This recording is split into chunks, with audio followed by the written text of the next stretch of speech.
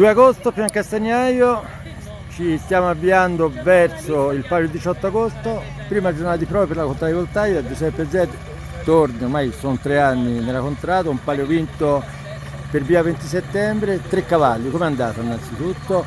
La pista, chiedo subito questo qui perché c'è la grande novità della terra, nuova.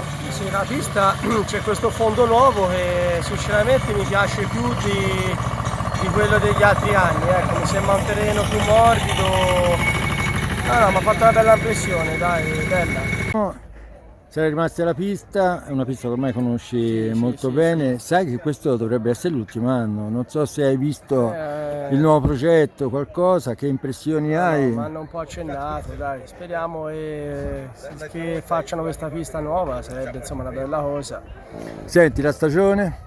La stagione potrebbe andare meglio, dai, diciamo così, potrebbe sempre andare meglio. Quello sempre. Vediamo, ancora deve finire la stagione, quindi siamo in diversi a farsi lotta, specialmente dopo questi 2 anni di blocco e quindi... Certo, rispetto alla sabbia a cui ero abituato, che differenza c'è della differenza? Penso alla distanza, penso al tipo di cavallo da scegliere, ho visto che sei stato molto attento alla parte della mossa, però hai anche galoppato, insomma. Si sentono differenze? Ma la pista, sai, era pesa prima e pesa ora, è sempre sabbia, però è un tipo di sabbia e questa piace di più a me, è più fina. Resiste all'acqua anche, questo qui ricordiamolo. Sì, resiste anche all'acqua, quindi no, mi piace il fondo.